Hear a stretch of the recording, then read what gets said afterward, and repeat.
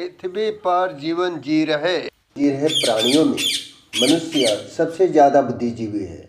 फिर भी वह जीवन और मृत्यु के चक्र में उलझ कर रह गया। इसे समझने के लिए हमने धर्म दर्शन और विज्ञान तक को खंगाला, लेकिन रिजल्ट जीरो। आज के वीडियो में इसी विषय पर गहराई से चर्चा करेंगे। जो स्वयं का विकास नहीं करना जानते वो मृत के समान है। जीवन का रहस्य कैसे सुलझे, इसके लिए हमें प्रयत्नशील रहना चाहिए। जीवन और मृत्यु के विषय में जानने योग्य बहुत कुछ है। जरूरत है तो उसे ढूंढने का। जब हम जीवन और मृत्यु को ईश्वर के द्वारा रची लीला समझते हैं, सारी सृष्टि उन्हीं से बनी और उन्हीं में समाहित है, ऐसा समझने लगे तो हमारे अंदर का भय खत्म हो जाता है। जीवन निश्चित है, लेकिन मृत्यु का पता नहीं। जब हम माँ के गर्भ में रहते हैं तो यह निश्चित है कि 9 माह बाद हमें जीवन प्राप्त होगा, लेकिन उस शरीर का अंत कब होगा यह आज तक किसी ने भी नहीं जान पाया। आत्मा एक शरीर को त्याग कर दूसरे शरीर में प्रवेश करती है। यदि इसे सत्य मान लें तो इतनी जनसंख्या कहां से आ गई।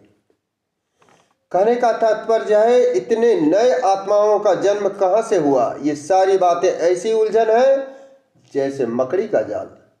हाँ, एक बात जो अभी से मुझे आभास हो रही है, आने वाले कुछ एक वर्षों बाद मृत व्यक्ति को भी जीवन प्राप्त हो जाएगा और यह सारा कुछ विज्ञान के माध्यम से ही संभव होगा। नमस्कार दोस्तों, मैं हूं एसके मिश्रा और आप देख रहे हैं सच्चा ज्ञान, यानी बिल्कुल सही और परखी बातें।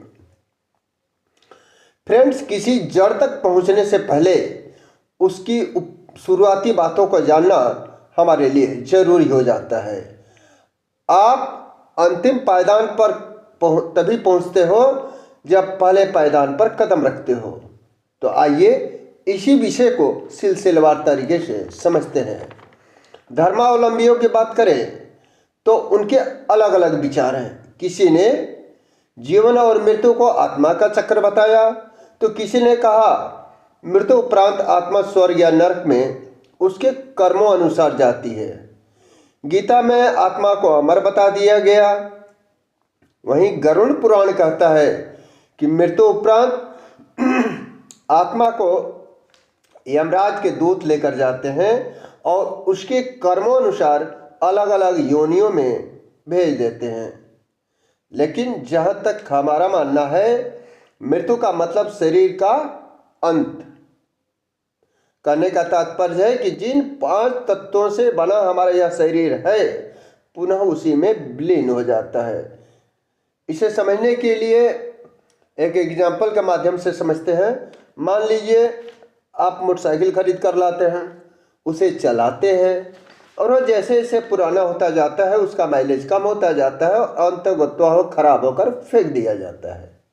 ठीक इसी तरह हमारा शरीर भी कार्य करता है। जो बना है वह बिगड़ेगा ही, प्रकृति हो या मानव।